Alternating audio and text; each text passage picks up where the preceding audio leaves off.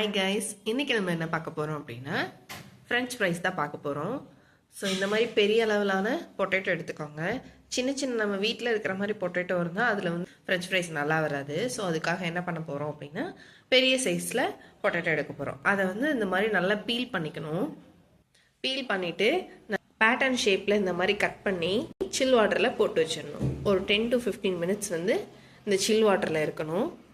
So அப்போ தான் நமக்கு வந்து ஃப்ரெஞ்ச் ஃப்ரைஸ் கிறிஸ்பியாக கிடைக்கும். நெக்ஸ்ட் ஒரு பாத்திரத்தில் என்ன பண்ணுங்க அப்படின்னா தண்ணி வந்து சூடு பண்ணிடுங்க. அதாவது கொதிக்கணும்னு அவசியம் இல்லை.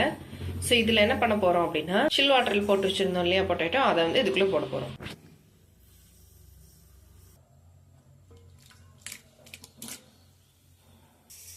ஸோ ஃபுல்லாக போட்டுட்டு அது சோக் ஆகிற வரைக்கும் ஒரு 10 to 15 மினிட்ஸ் இப்படி விட்டுடலாம். அப்போ தான் இது இன்னும் உள்ளே வந்து சாஃப்டாகவும் வெளியே கிறிஸ்பியாகவும் இருக்கும். இப்போ இந்த வாட்டர்லேருந்து வெளியே எடுத்துடலாம். வேற ஒரு பவுலுக்கு ட்ரான்ஸ்ஃபர் பண்ணிடலாம். நெக்ஸ்ட் இது என்ன பண்ண போகிறோம் அப்படின்னா நம்ம ஒரு பிளைனான ஒரு ஒயிட் கிளாத்தில் வந்து காய வைக்க போகிறோம். இதில் இருக்கிற தண்ணியெல்லாம் கொஞ்சம் ட்ரைன் ஆகட்டும் அப்படிங்கிறக்காக. ஸோ இந்த மாதிரி ஃபேன் காற்றுல ஒரு 10 to 15 மினிட்ஸ் காய விட்டுங்க.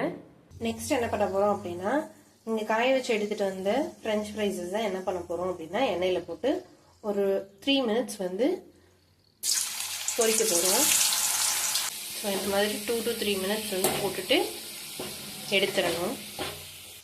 ஸோ இந்த மாதிரி எடுத்து வச்சுட்டு நெக்ஸ்ட்டு திருப்பி இதை வந்து எண்ணெயில் ஒரு 10 to 15 மினிட்ஸ் ஆறுனதுக்கப்புறம் போட்டு மறுபடியும் எடுத்து ஃப்ரை பண்ணோம் அப்படின்னா நமக்கு ஃப்ரெஞ்ச் ஃப்ரைஸ் கிடச்சிரும்.